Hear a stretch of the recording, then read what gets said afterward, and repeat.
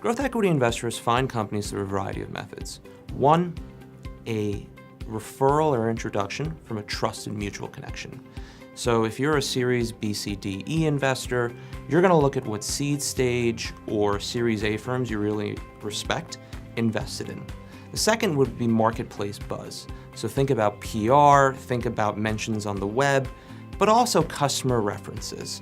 So if customers are really loving the product and they're getting a lot of value out of it, it's a great way to gauge demand and see if the dogs are actually eating the dog food, if the company's actually dog fooding. The third would be more thematically. So growth equity firms will have a set of themes that they'll want to invest in, let's say artificial intelligence. And they'll look at companies within a specific sector, figure out what the market dynamics are going to look like, build relationships with a set of those entrepreneurs, figure out which ones are doing well, and then ultimately figure out if they can do a deal under their fund mandate.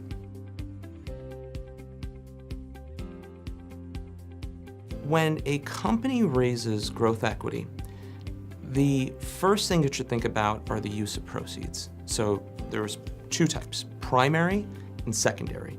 Primary is going to be capital on the balance sheet. That can be used for a variety of things. I want to hire more sales reps.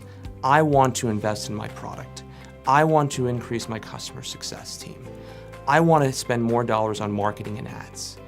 Or I can also think about, I want to do an acquisition of another company to get into another adjacency or tangentially related market.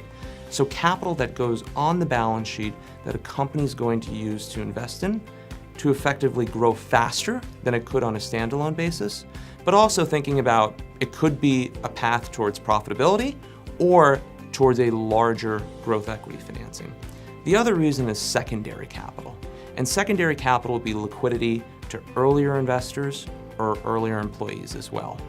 And for transformational businesses that have been around for a variety of years, it's fine if they want to think about what's the next generation of how the company is going to look for the next 5 or 10 years because there's a shift in the marketplace or their product is doing really well. Growth equity can solve a variety of constraints. In terms of thinking about performance, that could be the number of clients you're landing in a specific time period. It could be the amount of customers you onboard. It could be the amount of expansion revenue that you're getting. Do customers want the product? Is the product working? And would customers like to spend more dollars with your company?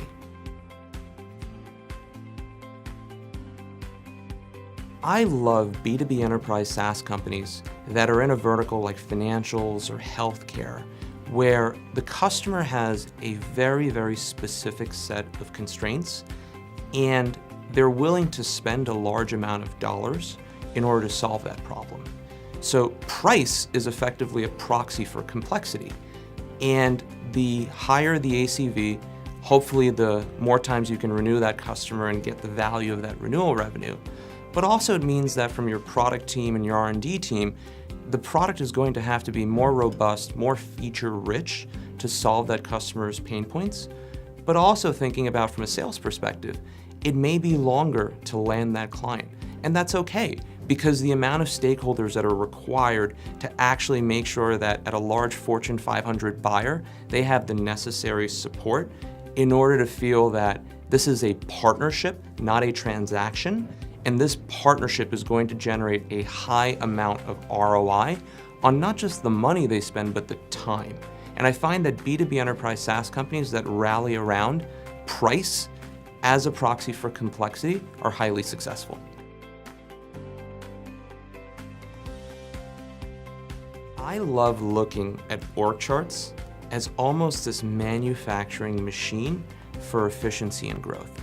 And what I mean by that is some folks will say, well, reporting structures aren't important or things change so quickly. I like thinking about a critical view of the organizational structure and asking myself, what does the company need in the next quarter? Are we facilitating growth? Are we going to get maximum efficiency? Are the right people in those seats? How can those people be managed and mentored such that they're able to achieve the objectives over the next quarter or two, and then thinking about how to scale up to achieve a whole other set of objectives. And I find that every company in the world effectively has an org chart, but the question is, how many companies use it effectively?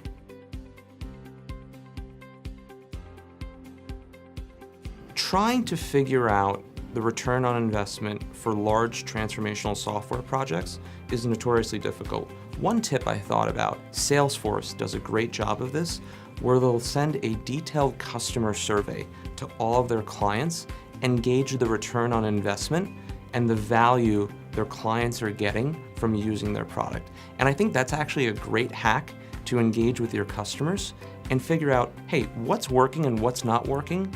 And ultimately, it'll help you quantify the value that a customer is getting, also triage and fix the problems that they're having, and then utilize that collateral during your sales and prospecting process. Nothing is more powerful than having a happy customer, and a happy customer that is willing to go to bat for you when you're looking to land another logo.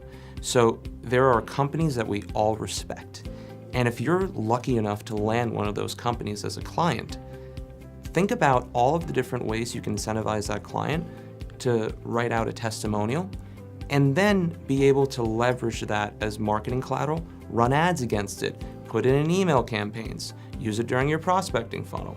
Think about if you even want to remarket to a set of leads that may have gone bust on you.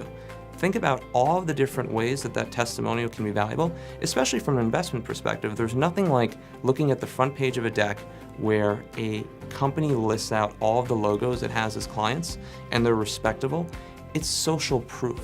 It means that this is a business that was able to attract tier 1 clients as customers and they're happy, and that is ultimately a gauge of whether the company is doing well or not. And I think it also allows you to take it up from just a pure net promoter score, which is going to be a quantitative measure, to more qualitative factors as well.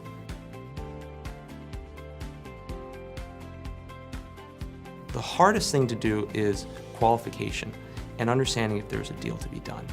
So if you're in a competitive environment and you're thinking about, okay, I'm going to land a client, but there's all these other logos that are vying for this business, well, it makes sense to come in 10th instead of 2nd.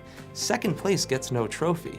It's the first place who gets the winner and gets the deal. And if B2B enterprise SaaS works well, it's land and expand, and hopefully they're gonna have that client for a very long time.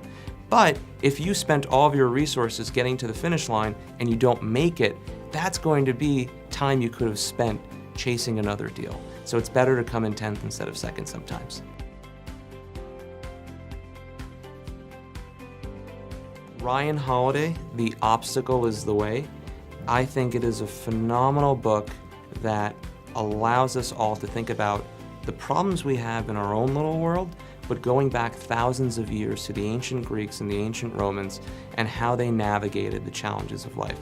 And sometimes pushing through the obstacle is the way to success.